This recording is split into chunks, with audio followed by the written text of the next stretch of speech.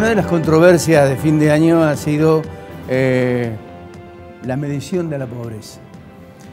El 40,8% de la Universidad Católica Argentina y la medición del INDEC 34 y pico %.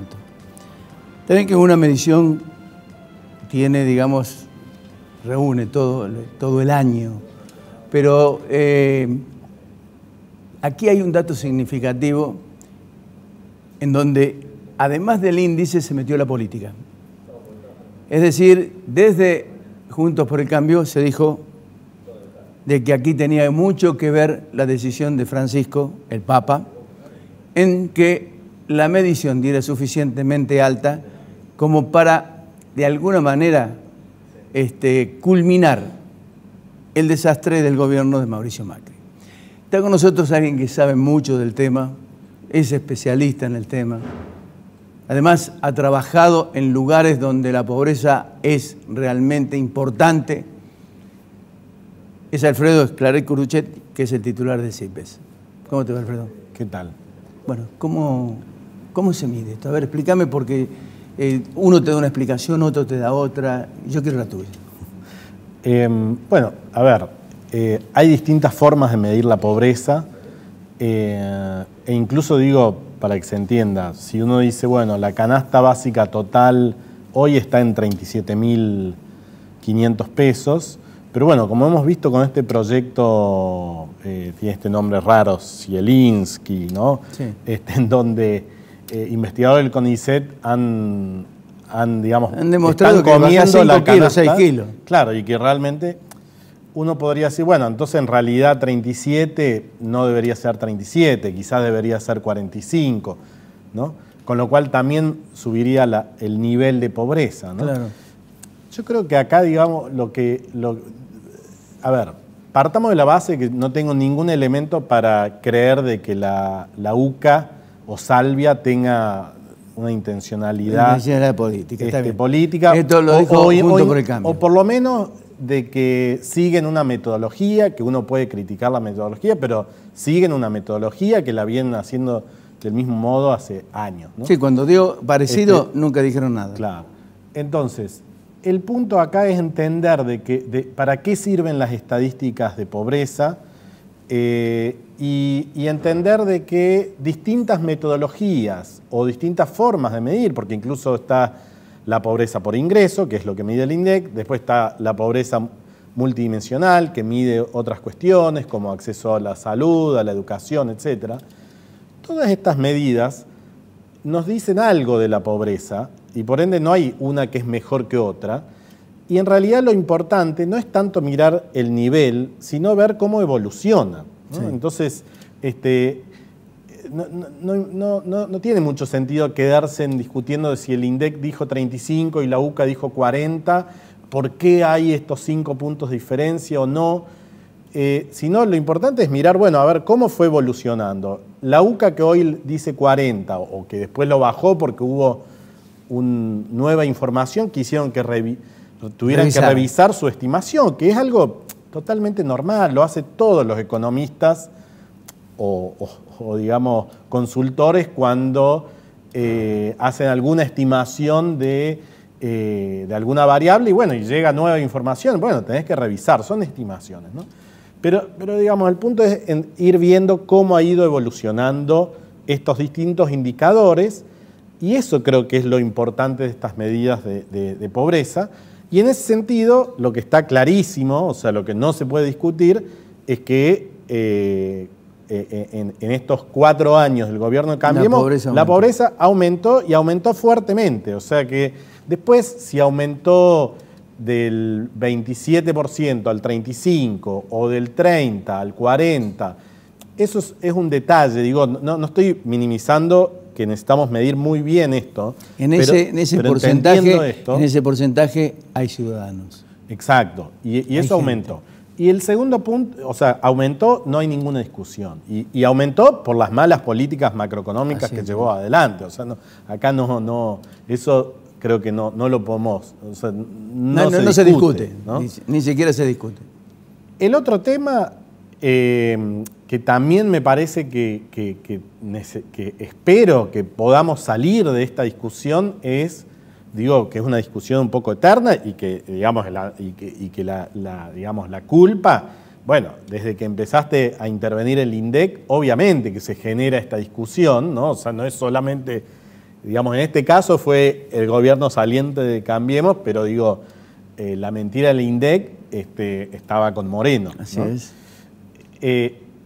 Eso, digo, bajo ninguna circunstancia es justificable, necesitamos buenas estadísticas para poder combatir este tema. Y el punto es este, la pobreza es un tema en Argentina, es un tema gravísimo y necesitamos que tanto el Estado nacional, provincial, municipal, o sea, ningún estamento estatal se pueda hacer distraído, intervenga fuertemente para al menos contener la situación y en todo caso ir viendo qué podemos hacer para resolver la situación, que es con más trabajo, pero bueno, requiere, digamos, por lo menos que los niños tengan que alimentarse, porque si no los daños son irreversibles y el día de mañana no van a poder trabajar. Esto lo hemos hablado muchísimas veces. En ese sentido me parece muy interesante el Plan Argentina contra el Hambre que ha implementado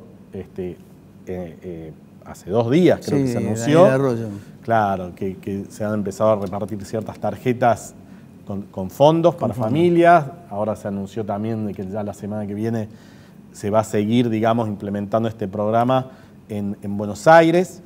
Se ha creado un observatorio nacional de la pobreza o del hambre. Se ha creado un consejo en donde participa el Estado, la Iglesia, las organizaciones sociales, organizaciones empresariales.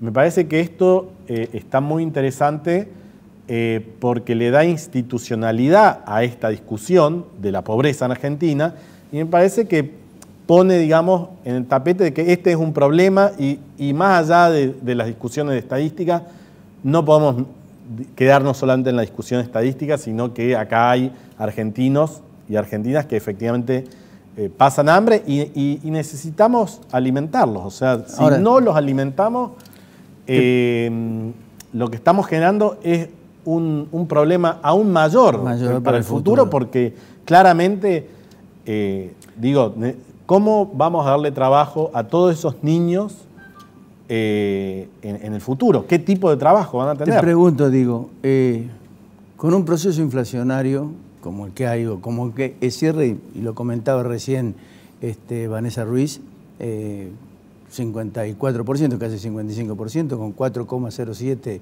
de inflación para diciembre. El tema, la pregunta que yo quiero hacerte es la siguiente. Si con este plan hambre que el gobierno ha llevado adelante, con el asistencialismo, la pobreza va a terminar. Porque me da la impresión de que cada vez que se aumenta, porque en el gobierno de Macri aumentó el gasto social, los pobres siguieron aumentando. Digo, ¿es suficiente o hay que implementar o hay que dar vuelta la media y empezar de nuevo? A mí, digo, claramente no es que esto va a solucionar el problema, esto es un paliativo, ¿no? O sea, digo, la asignación universal por hijo, pero esta vos sos nueva un estudioso del tema. ¿Cuántos años o décadas venimos poniendo paliativos y siguen habiendo pobres? Bueno, es que pero el problema de Argentina es que hace, por lo menos, desde los 70, desde el 74, sí, que venimos de crisis en crisis, hiperinflaciones, corridas cambiarias. Hemos tenido 2 corridas cambiarias importantísimas el año pasado financiera y en el 2018. Obviamente que ningún país con la inestabilidad macroeconómica que tiene y con la picadora de empresas que eso significa, porque obviamente que las empresas se funden cuando hay esta inestabilidad, no podés invertir, tomás créditos y después te exigen devolver todo de golpe. Obviamente que ninguna empresa puede sobrevivir a eso y se hace aún más difícil exportar, que es el gran desafío que tenemos. obviamente que la pobreza va a ser una consecuencia de eso y que hasta que uno no tenga una macroeconomía más saludable, más tranquila, y la economía empiezan a crecer las exportaciones, obviamente que no, Deja no va a poder... el plan hambre a un lado. Con el resto de las decisiones adoptadas por el gobierno, ¿vos crees que la macroeconomía se puede nivelar en algún determinado momento? Bueno, yo creo que hay que dar un poco de tiempo. Sí, no, obviamente que sí. Sí. Porque realmente, y creo que esto hay que tomar conciencia de que la situación era y sigue siendo difícil, muy complicada desde el punto de vista macroeconómico. Recordemos que hasta hace pocos meses acá había una corrida bancaria, la gente sacando sus dólares de los bancos. Sí. Había, digamos, gente con pesos comprando dólares, saltos del tipo de cambio. Y obviamente que ahora lo que está pasando, y es lo que estamos viendo, es una inflación que está en el 5% mensual. Y bueno, la verdad que, digo, uno sea un economista ortodoxo, heterodoxo, de derecha, de izquierda, o liberal, neoliberal o progresista, lo que sea. Los números son claritos. Claro, los números son claritos porque digo, una economía con 5% de inflación mensual, muy complicado. Claro, el problema... Hay que ver cómo, si se logra calmar eso, claro, y de ahí empezar, ahí digamos... Ahí es donde quería llegar. Porque digo, terminamos diciembre con 4,5% de inflación. Enero a lo mejor puede haber una reducción o no de acuerdo a cómo se comporte el tema turismo y todo lo demás. Febrero hay que empezar a hablar de paritarias. Marzo está ahí nomás con las clases. Es decir, y marzo es definitivo para el gobierno para poder cerrar el acuerdo con el fondo. Sí, por eso, o sea, es súper complicado. Se han tomado, digamos, bueno, el antiguo gobierno puso ciertos controles cambiarios nuevamente, este gobierno lo está manteniendo. Eso por lo pronto, digamos, una buena noticia es que el Banco Central está nuevamente comprando reservas. Eso es una muy buena noticia. Pero tenemos 8 precios de dólar. Sí, es parte, yo creo que eso es parte de la inestabilidad macroeconómica. Digo, o sea, uno puede, digo, no estamos hablando de que a uno le gusta tener 8 tipos de cambios. No, por supuesto. No, es que ya, digamos, eso lo vimos con el antiguo gobierno, liberalizó todo, entonces uno podía comprar dólar y ¿qué pasó? Y hubo una corrida cambiaria, el dólar se disparó y ahora estamos viviendo en una inflación súper alta. O sea, eso lo que nos muestra es que no es una cuestión de si uno quiere o no quiere, es que en este tipo de situaciones la total libertad de accionar económico de los agentes es muy peligroso, claro, muy peligroso. Entonces, digo, hay que poner estos controles.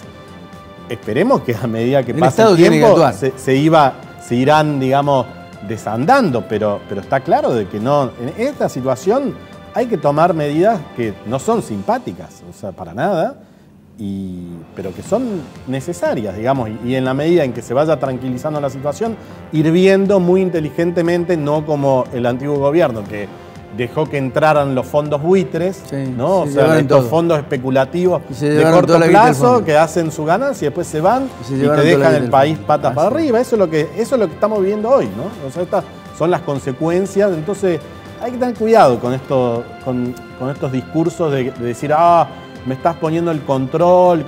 Pero nadie pone estos controles porque a uno le guste o porque uno crea que esto es lo que va a hacer la solución de largo plazo. No, estos son parches que se van dando por la inestabilidad enorme que hay en la economía. Me parece que hay que ver qué pasa en los próximos meses, si se logra bajar un poco la inflación, o sea, si vuelve, digamos, una inflación más cercana al 2%, 3%, y bueno, ahí, ahora, si siguen 5%, bueno, puede complicarse nuevamente, digo, ¿no?